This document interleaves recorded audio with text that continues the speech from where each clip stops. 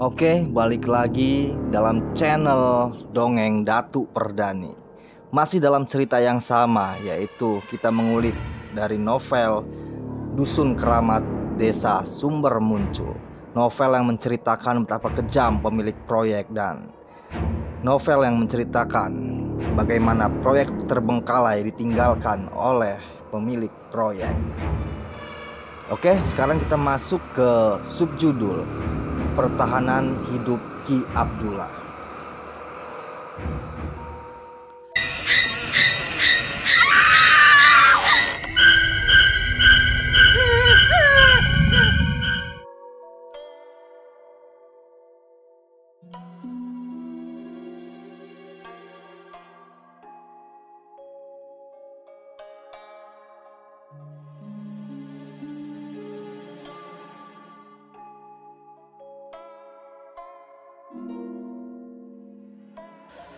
Hidup di keganasan hutan bukan masalah bagi Ki Abdullah. Dia terus mengikuti aliran sungai. Saat haus, dia mematahkan akar pohon demi memanjakan lidahnya. Tapi air sungai menjadi yang utama dalam melepas dahaga. Kalau lapar, maka dia menangkap ikan di sungai. Baju yang digunakannya tidak ada ganti, basah dan kering terus dipakai. Noda darah di baju itu sampai tergerus debu tanah. Ki Abdullah hanya tidur beralas itulah. Dia menyalakan api dari suatu hal sebagaimana suku-suku zaman dulu. Itu tidak mustahil. Saat muda, dia telah diajarkan orang tuanya untuk mandiri.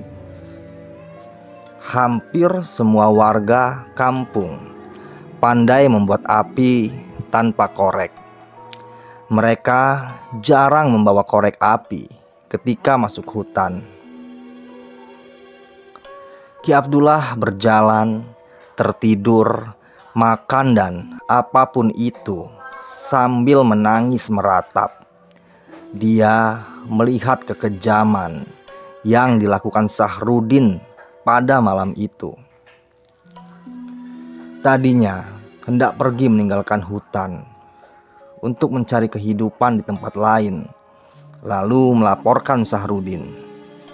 Tapi dia kembali berpikir karena mesti menemui orang-orang desa untuk memberi informasi. Oke, sekarang kita masuk ke subjudul Kuburan Massal. Sayang, Ki Abdullah tidak melihat kekejaman lain yang dilakukan Sahrudin. Dia telah menetap di hutan selama berminggu-minggu. Selama itu juga, Sahrudin mengubur orang dusun keramat dalam beberapa liang bercampur puing bangunan. Kuburan yang dibuat anak buah si brengsek itu tidak terlalu lebar. Mayat-mayat bertubuh hancur yang matanya kemana-mana, ditumpuk-tumpuk seperti sampah atau rongsokan. Liang lahat itu juga tidak diberi patok. Di atas jasad itu adalah batu-batu. Di atas batu-batu ialah tanah. Tanah dan batu itu lalu dilindas roda buldozer bergerigi. Pria yang sedang merokok cerutu, yaitu Sahrudin, tersenyum ketika kekuatan melindas liang kubur. Kalau saja dia mengetahui keluarganya kerap diteror pocong.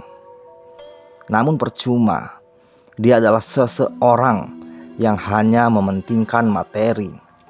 Anaknya sekalipun akan dijadikan tumbal. 1 minggu sudah Sahrudin tidak melakukan ritual. Pocongnya haus darah. Anaknya terjatuh karena ulah sosok gaib peliharaannya. Pocong bermata merah berdiri di depan ranjang. Wajah sosok menyeramkan itu tepat berhadapan dengan mata anaknya. Ketika terbangun, anaknya menjerit melihat sosok yang terbungkus kain putih. Anak itu melompat dan berlari di dalam gelap. Akan tetapi langkahnya pingsan. Dia menumbur tembok karena saking ketakutan. Saat terkulai, pandangannya diperlihatkan lidah menjulur pocong menjilat kening berdarahnya. Oke, sekarang kita masuk ke subjudul Permufakatan Jahat Aparatur Desa. Warga desa menanyakan keberadaan orang-orang dusun keramat. Tidak sebagaimana biasa, satupun warga dusun tidak ada yang membeli keperluan di pasar. Para pedagang juga menanyakan pelanggan mereka yang berasal dari dusun keramat. Akhirnya keheranan para warga terdengar kepala desa. Dia mulai berpikir tentang keanehan yang terjadi saat kedatangan Sahrudin. Gak mungkin seluruh warga dusun berdiam di rumah saat pasaran. Warga dusun keramat pasti akan menjual yang mereka dapat dari dalam hutan. Kalau tidak, mereka akan membeli keperluan lainnya. Kades mulai resah sampai akhirnya memanggil sekretaris desa.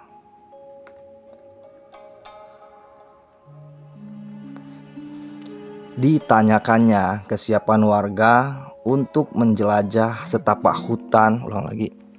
Ditanyakannya kesiapan warga untuk menjelajah setapak hutan menuju dusun keramat.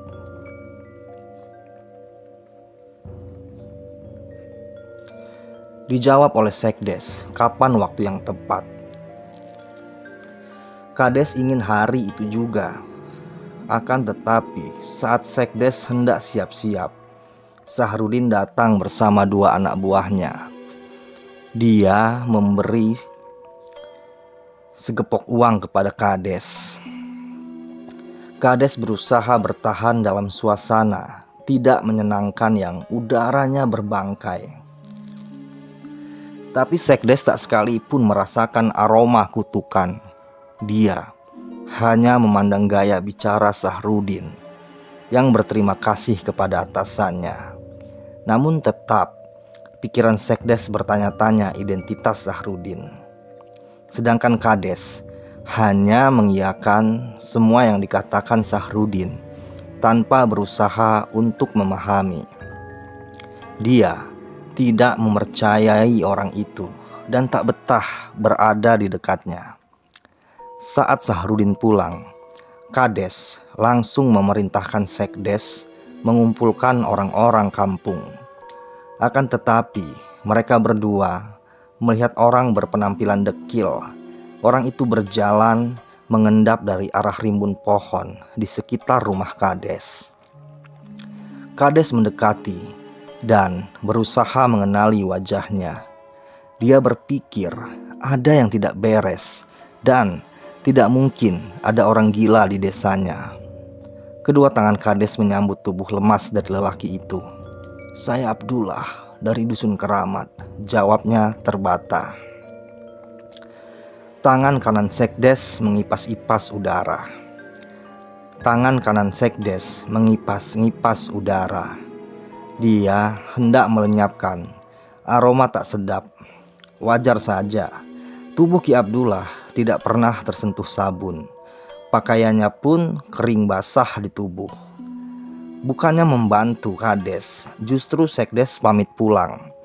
Tapi Kades tidak membiarkannya tanpa perintah. Matanya memancarkan ketegasan. Sekdes disuruh memanggil bidang desa dan kadus. Dia juga memerintahkan Sekdes agar menyembunyikan kejadian ini terlebih dulu.